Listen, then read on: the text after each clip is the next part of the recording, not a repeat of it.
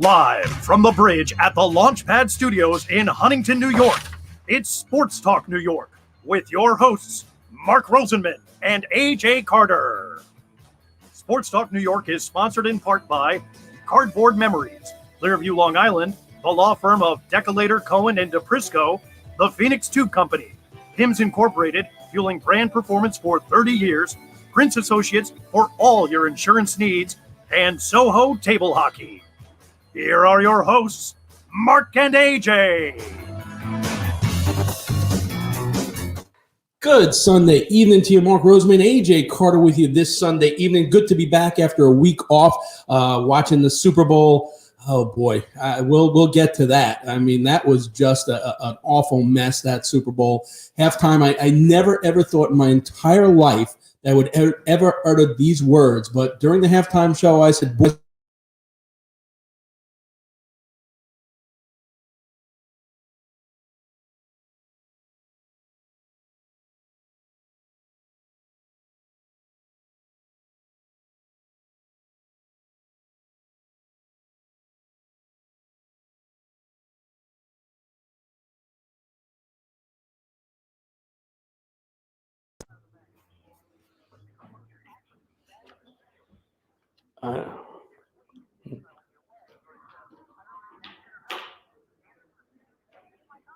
wow, that would be the highlight of the many years of doing this.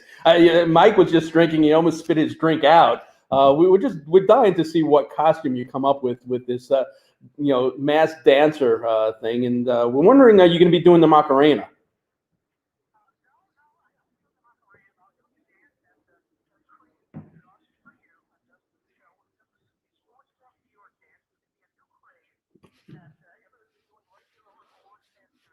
Why do I think you're going to rip off the Huckabuck? But all right, let's move on. The Hucklebuck. All right.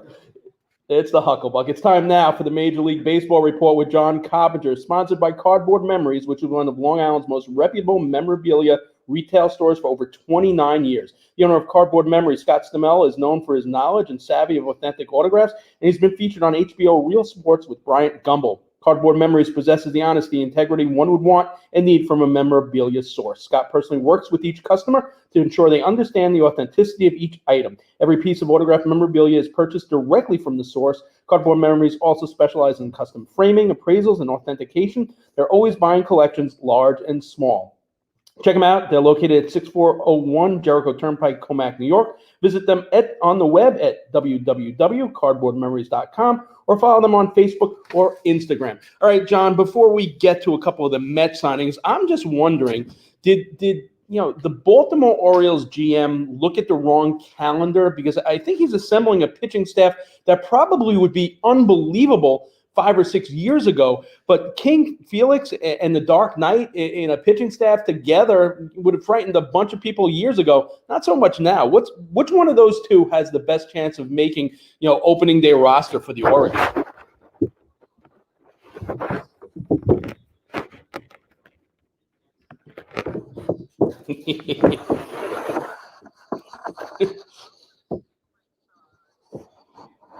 Wow.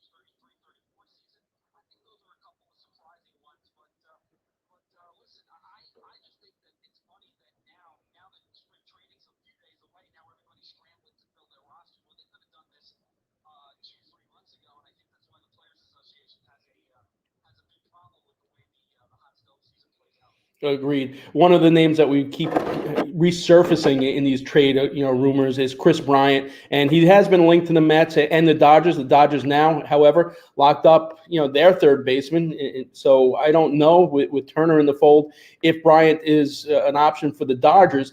Do the Mets still need him, and do you think they'll get him by the time spring training opens up?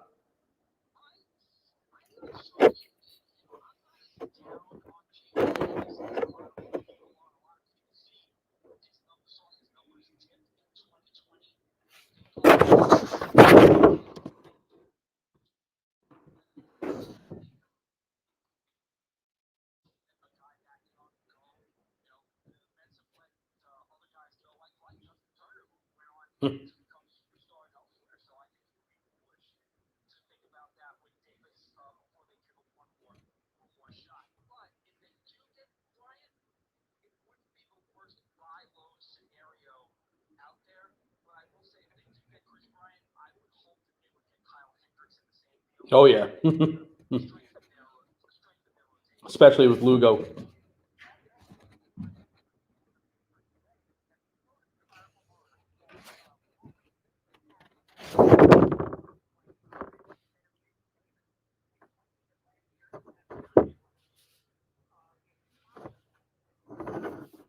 I hope not.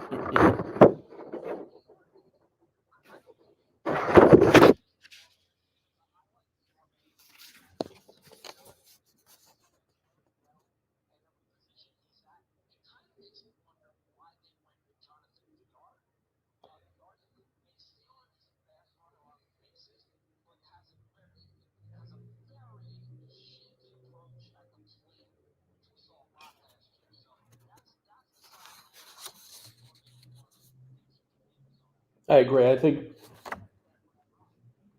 right.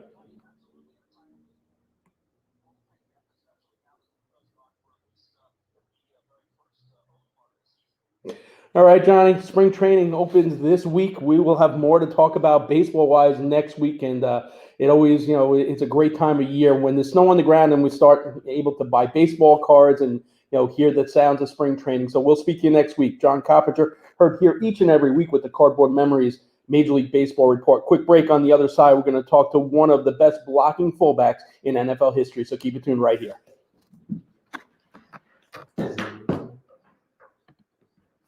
This is He's under Neal.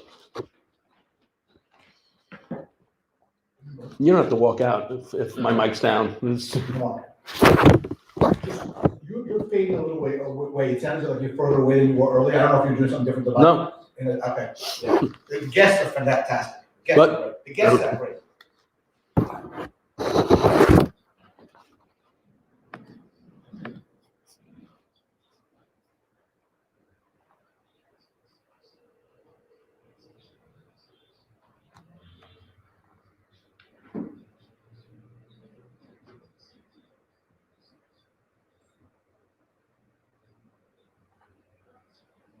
Keep trying. yeah.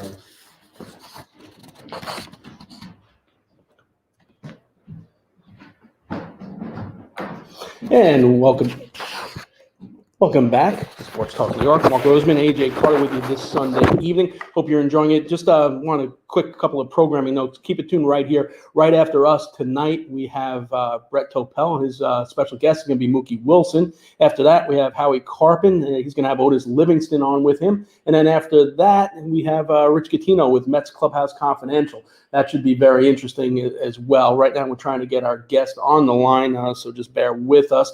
Some really good stuff coming up as far as our beat reports. Jay Retcher, I'm sure, is itching to go for sure. He wants to talk about his Tampa Bay Buccaneers. So, you know what? We'll probably do an audible now. What we'll do is we'll get Jay on the line and talk football, and then we'll it seems like we're having a little difficulty to get hold of Lorenzo. So we'll get Jay on. So just bear with us. Some good stuff out of the Super Bowl. Obviously, the storyline with Tom Brady was a very, very interesting one. The way, it really is amazing if you take a look at what he's able to accomplish in his career. And then the game plan against Pat Mahomes.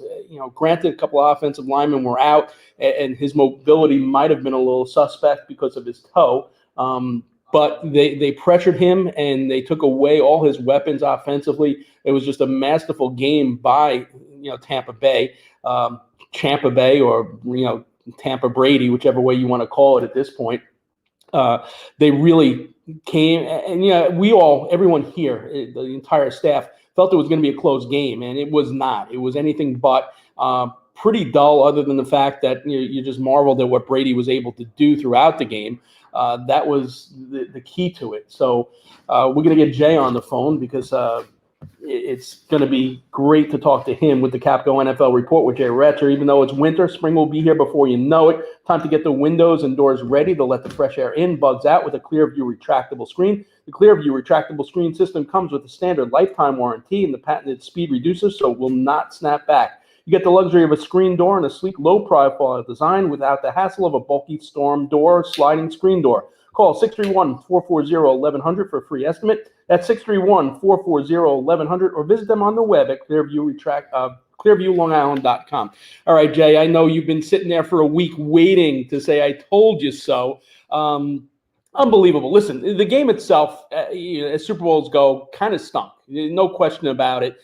Granted, for you it didn't. For everyone in Tampa Bay it didn't. For everyone else that was looking for the game of the ages, the old guard versus the new guard, it just didn't materialize. Obviously, the offensive line for Kansas City had some issues because of injuries. I don't know how much of a factor the toe was. It looks like Mahomes was moving okay, was able to scramble, but I think the actual yardage that he had behind the line of scrimmage was just phenomenal. The amount of, they do those metrics where they're able to measure, and just the amount of yardage he scrambled, just took a toll as the game wore on. And you just could tell that, this game was going to go Tampa Bay's way. What was some of the things you took away from it?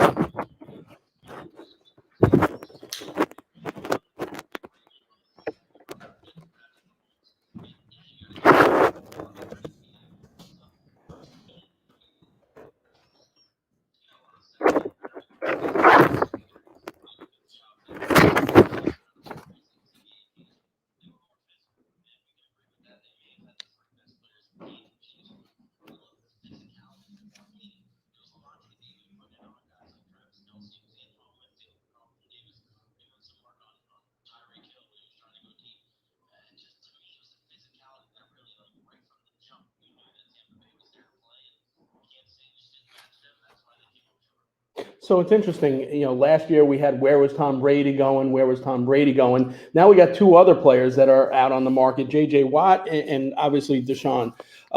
So wondering which bay that J.J. goes to. Is he going to Tampa or is he going to Green?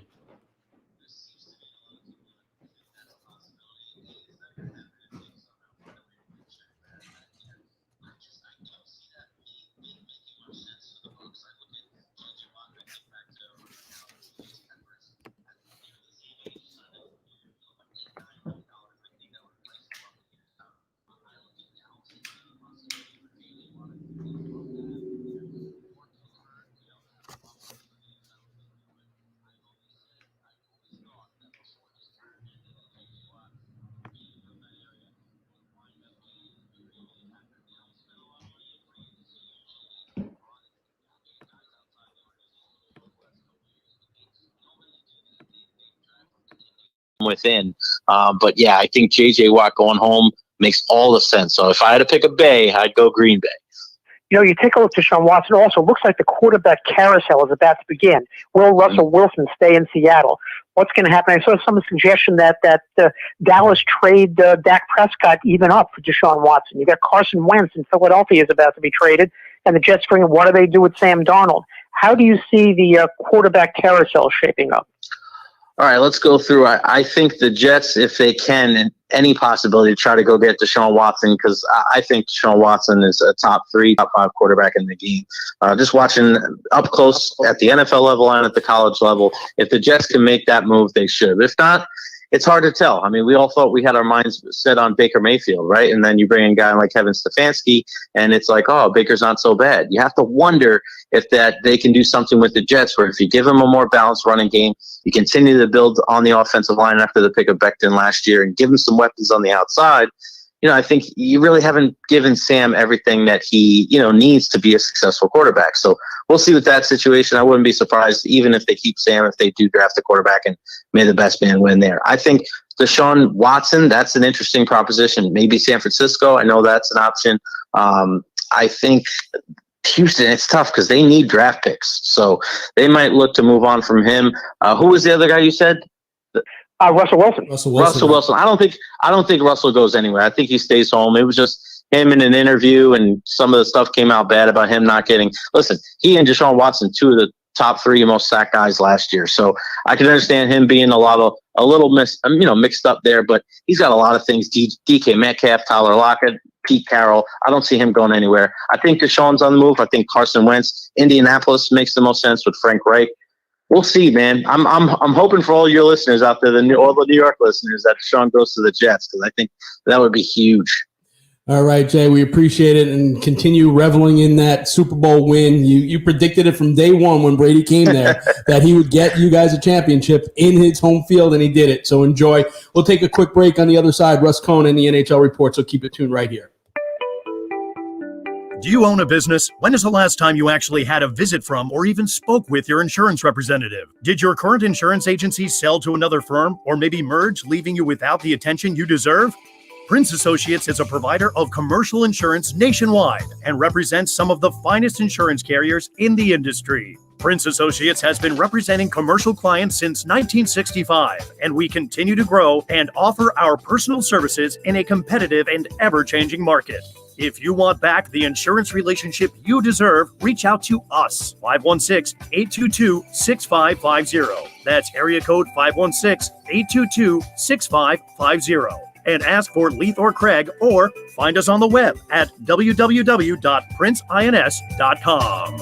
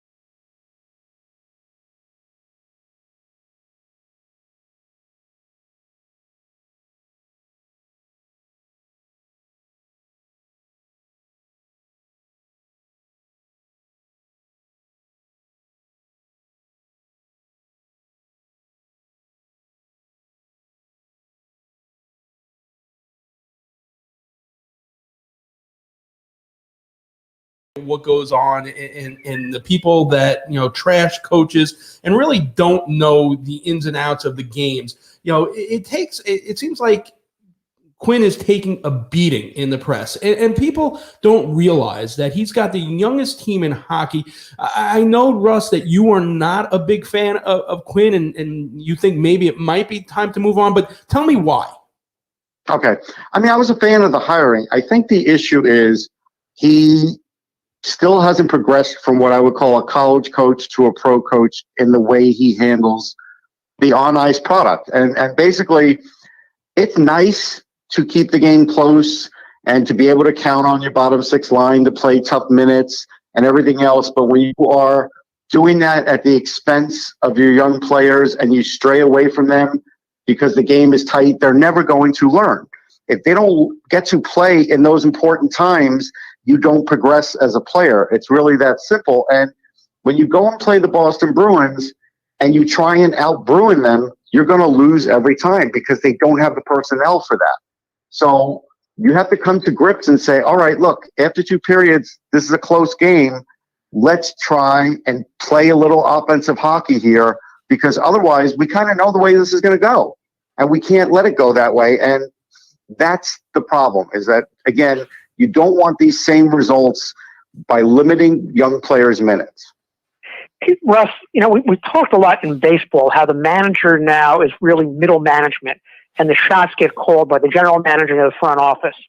Why not in this situation? How different is hockey to have the general manager talk to the coach and say, hey, look, a win or two here, we want to see if we can win. Let's see what our young people like. You have to play the young guys in the third period. Why can't the general manager step in and do that? Well, I'll tell you why. Because it's very hard to get involved when you're upstairs and the game is flowing, 60 miles an hour, and you've got the coach who can't even keep an eye on absolutely everything. So he's got 2 assistants to run everything else. So how, as a GM, can you possibly do that? All you could do is make the suggestion.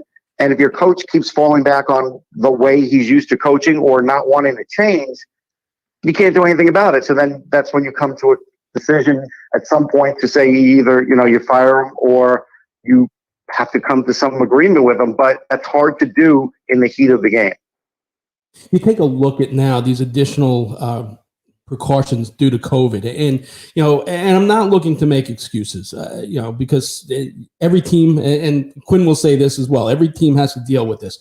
But you take a look, and when you say they try to out Boston, I mean, they played 2 really good games against Boston. The second one without Panarin, it was a 1-0 game. They kind of took everything Boston had, and I agree with you that the objective is not to play close games; it's to win.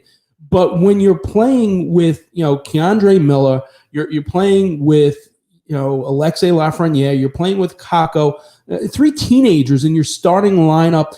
The rest of your defense, I mean, listen, Boteto is your second most tenured NHL defenseman at 30 years old.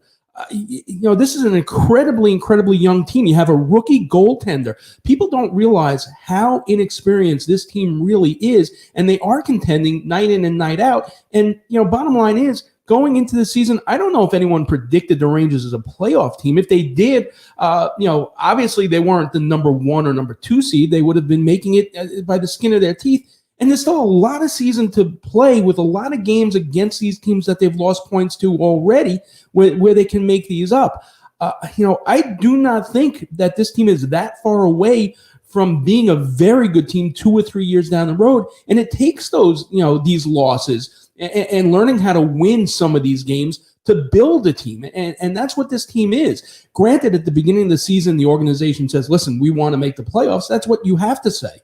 But I don't think it was a really realistic goal that this team was going to, fight for the Stanley Cup. I think the playoffs is something they should make and strive to make. But I would not view this season, if Keandre Miller plays a full season and develops, and Lafreniere plays a full season and starts to develop, I don't think that the non-playoffs would be a bust for them. No, I don't think non-playoffs is a bust. I think it's just about how you go about it. And so far, Lafreniere is not really having a great chance to develop. He finally did have a decent line that last game, but did that line play the entire game altogether? No. Is Kevin Rooney getting way too much ice time for a 4th liner? Yes. Did David Quinn last year say Jesper Bass was his best player at times? Yeah, he did, which is a worry, because that to me is telling me the way you play, the style you play, is elevating certain players and not others. No, I agree with that. So the thing is, though, you take a look at these number one draft picks, and a lot of time, and Quinn made an allusion to this the other day. He said, listen, they got incredibly lucky to get the number one and number two picks back-to-back years in very unique circumstances. A lot of times the number one team, players end up on teams that are just awful and instantly are the best player on their team and instantly are elevated to the first line and get first line minutes and develop that way. The Rangers don't have that. I mean, they have Mika and they have Panarin, so you're not going to get top-line minutes as an 18 or 19-year-old. But I think he is bringing them along slowly. I think he did give them a lot of opportunity in that Bruins game. I thought they were the best line, with Strome out there. I thought that was the best the two of them have looked, all season long. I think. And why was that? Because they had a real center in Strome, and they actually let the two kids play together because they could sort of match each other in skill. But how often does he do that? Right. It was out of necessity. I agree. And maybe, maybe he likes what he saw out of that. And also, listen, we complain when players get a jersey night in and night out. And then we complain when a guy sits for a couple of games. But I think the right move was, Julien Gauthier has been a much different player since he finally got the chance to play again after being benched. Yes. So that's fine. I mean, and Gauthier is an older player too, compared to the other two. Yeah, it's 24. It's the older player on this team. Yeah. Yeah. So, I mean, there is that. I mean, look, if these were defensemen we were talking about, like the Islanders brought Noah Dobson along the right way. It was slow, but it was right. As good as he was in juniors, that was fine because of the way Trotz plays. But these are forwards. And I do think it's different. And again, you have to give up some of that, hey, not everybody can play every end of the ice. I saw Kako make some nice defensive plays, and that's great. But at the end of the day, he still needs to put the puck in the net. He's not doing that. And so how good defensively do you want to make him at the expense of his offense? That's what you have to ask the question. I agree. He does have to put the puck in the net, but he just turned 20 years old today. People are over Lafreniere. I mean, you go back. I think both of them still have a ton of talent. I would never say I'm giving up on them or anything. I just think you just have to just put them in a little better position and what they're good at and let them get good at the other things. And yes, let them actually make mistakes. Like how many, I don't think they're allowed to make enough mistakes on Quinn's team because he does think he can make the playoffs, and that's fine. But there'll be a point where I don't think they're going to beat Boston this year, just as an example. Now, you think they're going to lose all 8 games against Boston? I do. Because Boston, they made a quote 2 weeks ago where they said, we know how to play with teams and then break them in the third period. And so far, that's exactly what they've done to the Rangers. They've done it to the Flyers, too. I'm not disagreeing, but I'd like to see when we get Mika back at full strength, which I think it is right now. I think it's close, and Panarin's healthy. They didn't blow the Rangers away. No, I think, but they know how to play that way. That's the funny thing. They don't even have to blow you away. They could play it tight like that, or they could play it wide open. They basically decide how you choose. Rangers chose to play it tight. They played it tight. In the end, they still won it tight. They could play a wide open game too. You know that. Agreed. Lastly, Torch trades one guy that he benched and gets another guy and he benches him. It wasn't performance-based from what I understand. It was something that his teammate said to him, that he said to a teammate. Yeah, it's a phrase that you normally wouldn't say on the radio. Right. All right, Russ, we appreciate it. We'll speak to you next week. Russ Cohen here each and every week.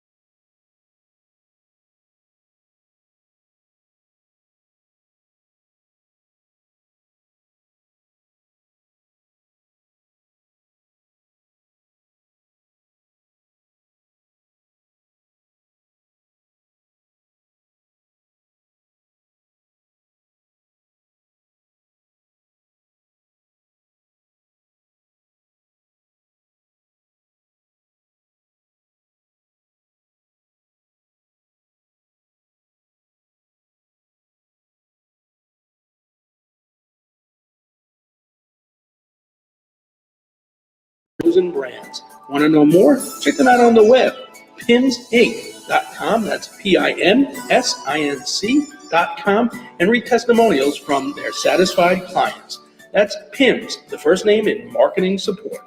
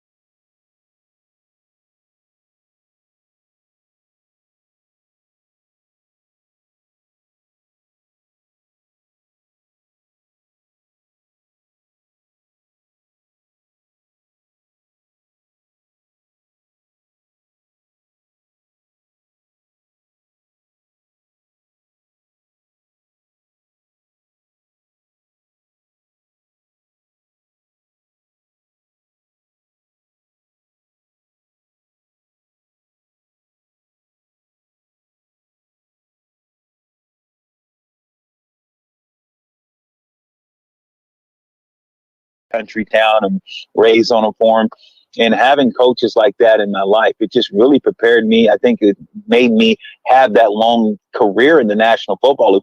Jim Sweeney, guys, he was a cross between Bill Parcells, Jim Mora. I mean, this guy, Marty Schottenheimer. So we had a guy in Jim Sweeney that coached in the pros with just a tough Irishman that would be in your face, punch you, hit you, slap you, you name it. He would do it. He'd be in jail, right? The things that he did back in the day. But I tell you what, guys, I don't regret it at all. It made me the man who I am. You know, one of the interesting offshoots of that trip to Japan is you also get to show off your wrestling skills as you defeated a sumo wrestler in an exhibition match in Japan during the Japan Bowl. What was the trip like for you, and what do you remember about that wrestling match? Yeah, it was really awesome that we got to go to one of those houses that where the sumo wrestlers wrestle and they eat. And so I got to go against like three of the guys. I got to eat with them. These guys are 300, 400, 500, 600 pounds, and they put out a spread, and how flexible they are is just absolutely amazing. They put out a sheet like a blanket, and you're sitting Indian style and you're eating this thing that's just full of food. I see why these guys die at such a young age, the amount of food that you have to eat, but still be as nimble as these guys are. The experience was amazing. Actually, I beat like three of the guys, and then they brought out the champion, Chad Okabono, and that lasted about 10 seconds. He hit me one time in the throat, and I said, okay, I'm retiring. So they put me in that little towel. You wrap yourself in that thing. They wrap you in that little, whatever the thing is called, and like a little big G-string, I guess it is. And it was pretty fun, though. It was really amazing. That was a neat time for me, but I definitely retired from the sumo game. Lorenzo, you just gave me a visual I did not need. I'll tell you that. I know. Too soon. You're selected in the fourth round, 89th overall of the 93 draft by the New Orleans Saints. You make your debut September 5th against the Oilers, lead the team in rushing. It's the first of two starts as a rookie. Just 7 days later, you suffered a season-ending ankle injury during a road game against the Falcons. You're told at that point that you're probably not going to be able to run as you did before. What goes through your mind when you hear that in your rookie season? Yeah, it wasn't the crash to kill you. It's a sudden stop. You're leading the league in rushing. You come in the league, you take it over by storm. You're coming from Fresno State, and you're earning your stripes. And it was tough, man, to know from going from running the ball 20, 30 times, 15, 20 times a game, and to not carrying it, not seeing it for 15 to 20 times a game, not seeing the ball at all. So it was tough, but I had a great coach in Jim Mora. Jim Mora set me down and brought me in his office and said, Lorenzo, I'm telling you, I know this is tough. He said, but I just know you have the type of body you can last 10, 12 years in this league if you commit to being a fullback. You're physical, you're strong, you have a presence, you've been blessed. And at that time, I was okay. And when he set me down and had that heart-to-heart, put me in his office, he took a liking to me. And I'll tell you, that was one of the most profound things that he could say to me, because I took that on personally. And when a guy of his stature tell you, look, you can play a long time in this league if you just buy into what I'm telling you, 17 years later, guys. So Jim Moore knew what he was talking about. It was a friggin' awesome career, and loved the ride that I was on. It is unbelievable because you rise to that challenge and the change of positions. And after 4 years with the Saints, you get traded to the Jets. And from 1997 through 2007, you're recognized as the best lead blocker in the NFL. You paved the way for 11 straight running backs with over 1,000 yards. And you do that with 5 different teams. How do you remain that consistent going from organization to organization? And I'm sure different offensive schemes. How difficult is that to maintain that level of excellence as a blocking back? Well, I'll tell you what, I always said I didn't want to go back and slop hogs and feed cows and do the stuff that I was doing on a farm. So I was no alternative. It was like, hey, look, the Vikings, when they would go to different places, they would get their ships and they'd come to the land that they would come to and they explore. And they said, you know what they would do? The Vikings do, they'd burn their ships. And they said, means, you know what, you can't go back. So I burned my ship. I knew, hey, look, this is what I want to do. This is how I'm going to make the lifestyle of it. I would come back the off season. I would wrestle with Dennis DeLito and with the Fresno State wrestling team. I would get to the farm and work with my dad. My dad said, hey, son, come on. Hard work pays off. And I would come back home. And he's like, son, I don't care about you playing football. Rise and shine. And wake me up at 4 or 5 o'clock in the morning, even the off season, said, I need your help. And he didn't care. I was on the tractor, distant fields, had a 580 case, 580 backhoe, which I still have. And so I didn't mind the hard work. So I think those moments that helped me solidify who I was, the identity. And a lot of guys don't understand. The NFL doesn't stand for National Football League. It stands for not for long. If you don't work and if you don't protect that ball, and I go now and I talk to different companies, I say, see this ball? For 16 years, it protected me. It paid my mortgage. It paid my bills. It allowed me a lifestyle. But what are you doing to protect that ball? What are you doing to protect your podcast, the things that you guys got to do? You work hard. And you make it an effort and you say, I got to be the best if I want to be able to last. So that football didn't take care of me. It was, what did I do to protect that, to keep the longevity going as long as I played? So it was through hard work, doing the extra, training my butt off, I even trained with champion boxers, Paul Baden, went and wrestled with Chuck Liddell and get into the ring with Chuck and do those things, train MMA, do all those things. It was whatever you could do. You read about it. Chuck Liddell talks about me in his book, The Iceman, coming back and training. Those are just the things that you have to do if you want to be great. And if you want to be more than average, you got to outwork everyone. I knew when I would go into training camp, I said, you know what? I know that I'm the best shape. I know that no one worked hard in me. I know no one put in the best time as me in the off season. I think those are one of those things, some of those things that helped me play as long as I did. And that mindset actually, helped you get to a Super Bowl. And, one of the things, if not for a specific play, you might never get there without the Music City Miracle in the wild card playoff game. 16 seconds left. Titans trailed the Bills 16-15. Bills kick off, you field the kick. Walk us through what you remember about that play. And is that something you guys actually practice during your practices at all? Yeah, believe it or not, we'd practice that every single weekend. That was the last play that we would do every Friday. All right, Music City Miracle, it was called the home run throwback. And on that particular play, you went through it at every practice and you said, are we ever going to use this thing? And sometimes coach said, guys, focus in. I'm telling you, one day Jeff Fisher said, guys, come in, huddle up. When we didn't do it as well and it looked a little sloppy, he goes, huddle up. He goes, let me tell you something. One day this play is going to save our life. One day we are going to use this play. Trust me, man. So pay attention. So we would do it every single week. It was not a week that we didn't practice the home run throwback. And I remember coming on the sideline and call the play. And I tell Frank, I said, Frank, did we call the play? And I said, Frank, come here. And I just me and him. I said, Frank, come over here. They're going to kick me the ball. Come get it. So Frank and I didn't tell everyone because I had the option I could have thrown. I said, Frank, come get it. I don't want to throw this ball. You come out. So Frank had the presence of mind, come over and get the ball and throw it across the dice, and the rest was history. But I knew that play was coming. I knew they were going to kick it short. I remember when that ball was popped up, it seemed like forever that it was going to get in. I was like, oh my God, I got to catch it. Kept my arms tight and made the catch and pitched it back to Frank Wycheck, made my block. And then I just heard the crowd get louder and louder and louder. It was unbelievable. Incredible play. Another play in those playoffs, again, centered around Kevin Dyson. Did not have the same storybook ending. What were your thoughts as Kevin Dyson stretched out in vain as time ran down in that Super Bowl? And what was the whole Super Bowl experience like for you? Yeah, it was very, very, very, very awesome because you know what, you said it was about the 10th year or 7th, it's about like my 9th year in the league, and you just never know. And so it was like, God, I knew how hard it was to get there, and I didn't want to leave any stone unturned. And so it was like, man, you take for granted, oh, we'll get back. No, I knew how hard it is to try to get to that game and in the playoffs itself. So that moment where I had to savor it, and I remember the play that was called. And you think, oh my God, this play is going to work.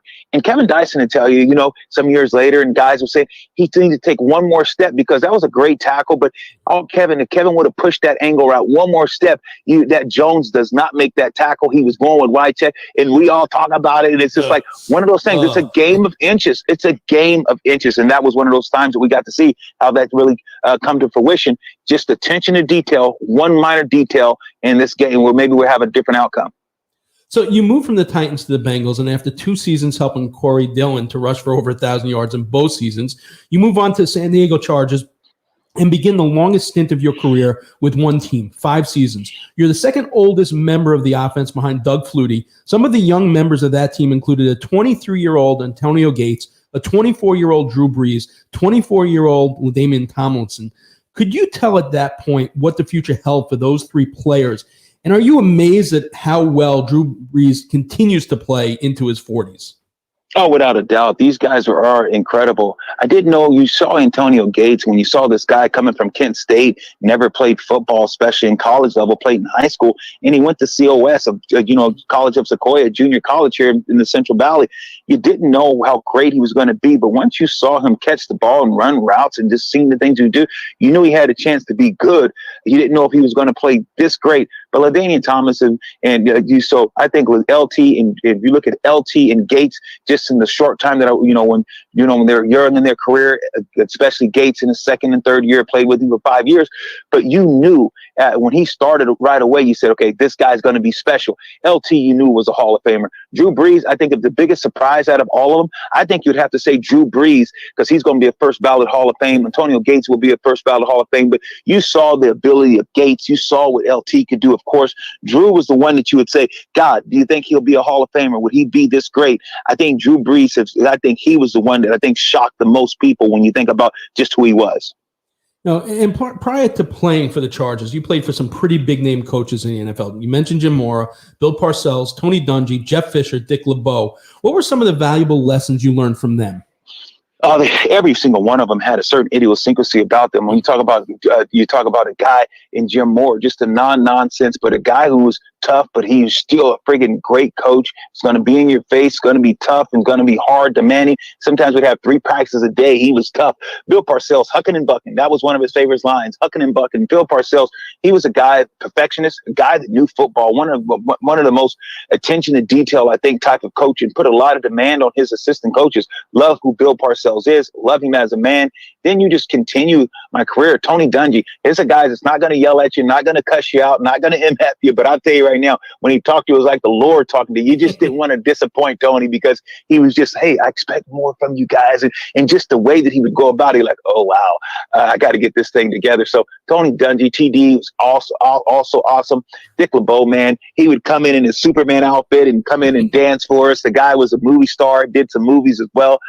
Dick LeBeau, just a phenomenal guy, still phenomenal, man. Coached well into his 70s, maybe 80s. Think about what he's been able to do at that type of level. And Jeff Fisher, another guy, just a great coach, had great coaches around him, Mike Munchak, different coaches that always had a sphere of influence on me because, you could take something from each one of them. They were all unique. And then Marty Schottenheimer. I mean, Marty was a guy that just bigger than life, a guy that you revered, a guy that was tough as a lion, but still as meek as a lamb. A guy that would be in your face, was physical type of guy, could show his emotion. But I'll tell you what, when it came down to just being a good person, a guy that could talk to guys that didn't, the guys were going through it. And if you just needed to talk to a man about family, about certain situations, relationships, Marty Schottenheimer was that guy. I mean, I remember him calling in the significant others and wives and have his wife there too, Pat. And he would give his cell number out and encourage people to call and do those things. And people are like, oh, well, yeah, a lot of coaches say that, but the proof's in the pudding. Did they really execute it? I had one of my daughters suffers from diabetes. She's now 17, have twin daughters. And she would go to the hospital. Someone would come out and say, hey, Lorenzo, your daughter has sick. Marty would say, Lorenzo, get out of here. Get out of here. Go take care of your family. And then the next day I'd be, one of the guys getting ready to come in and work out. He'd call me, before I get there, 5 o'clock in the morning, and say, Lorenzo, I don't want you here today. I said, Marty, she's okay.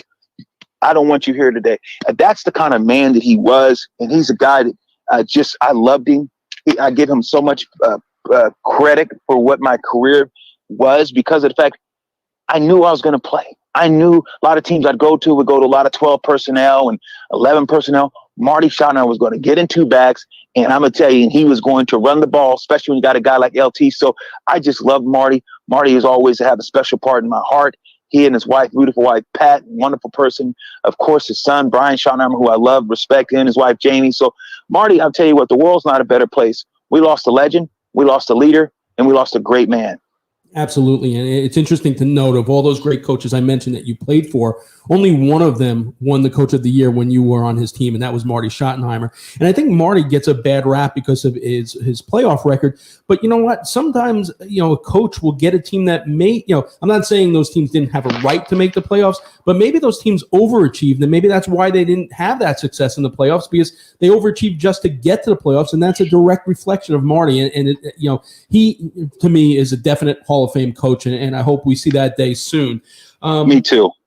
It's interesting. We're 74 days away from the NFL draft, and you might have a little more interest in this draft than any other since 1993, as there's another eligible player named Lorenzo Neal in this draft. Can you tell us a little bit about Junior's game, and how did your early injury in the NFL, that experience, help you to help him overcome his torn ACL injury? Yeah, I just told him, I told my son, I said, look, son, tough times don't last, tough people do. I said, if you can look up, you can get up. And you know what? He went through a stage where, man, am I going to play again? My knee, the ACL. And now I look at him and I'm like, look, I said, remember this feeling. What are you going to do? I said, you can't pray for rain and then complain about the mud, son. You got to go get it. I said, because opportunity is never lost. It's just given to someone else. So I give him so many cliches. He's like, Dad, please stop. It's like, no.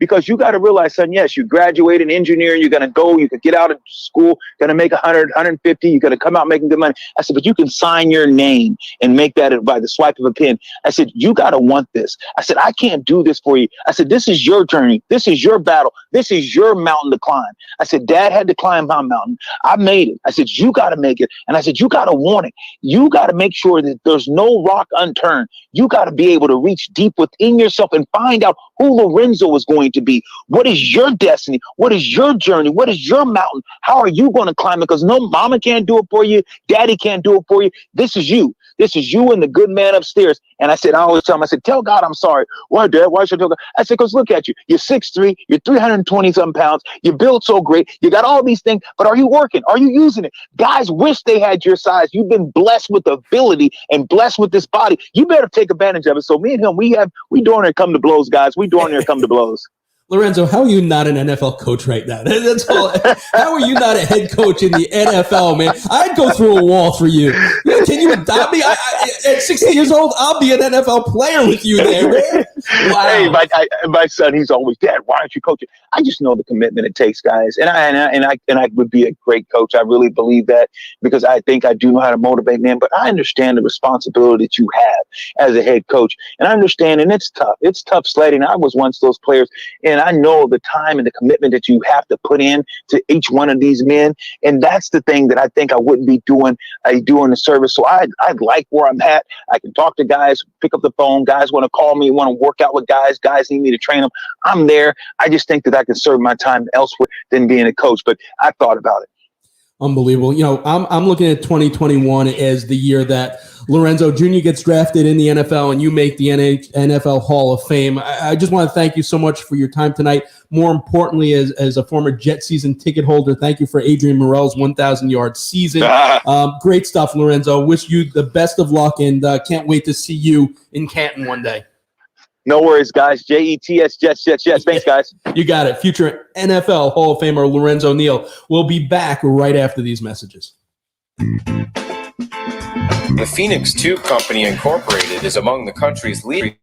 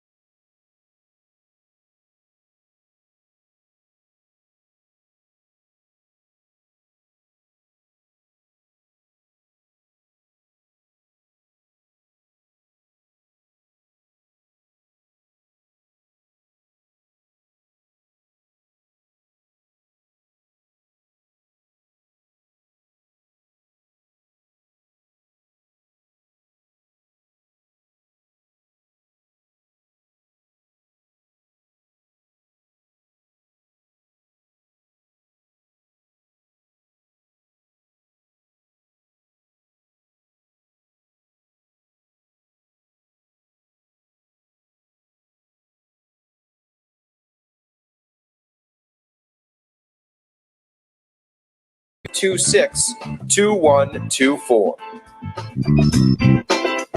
And welcome back to Sports Talk New York. We're in the home stretch. And we're going to talk a little bit about the Knicks and Derrick Rose. So, just when we thought we were safe to stop talking about former Knicks like Carmelo Anthony, we talk about another former Knick coming back to the fold, Derrick Rose. I just hope that Derrick doesn't make a stop at the Amtrak station when he gets into Madison Square Garden. But what do you think Derrick Rose will mean for the New York Knicks?